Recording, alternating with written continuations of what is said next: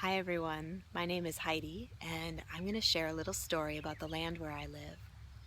So my family and I moved here a few years ago, and when we first moved here we had all sorts of ideas about how we were going to design the space and where we were going to put our house and that kind of thing.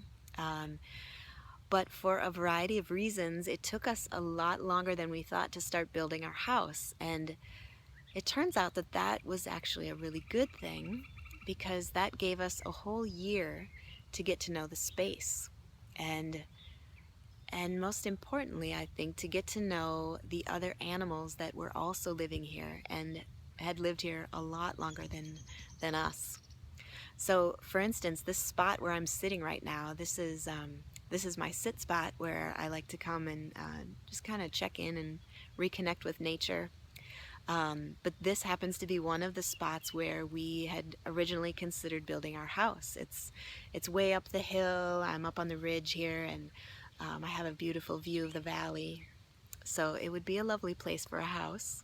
But in that year's time, and spending time here, we realized that we um, we shared this space with a lot of animals here, and that this zone in particular is where a lot of different animals travel through and kind of use it as a thoroughfare.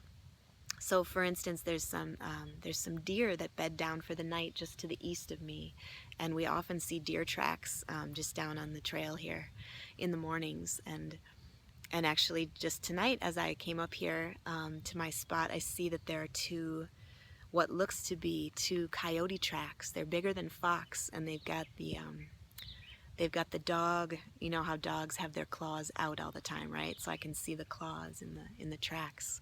So we often, well, we hear the coyotes as well, but we know that there are coyotes here, and fox and raccoon.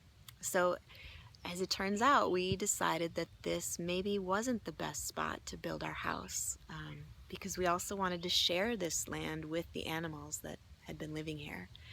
So we ended up building our house way further down the hill and kind of off to the corner to keep all the infrastructure in one zone, um, to really preserve this space. So that's a little story about the land where I live.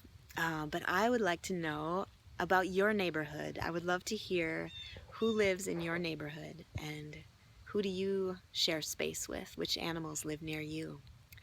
And most importantly, how does your human behavior affect the animals in your neighborhood? I look forward to hearing your stories. Have fun.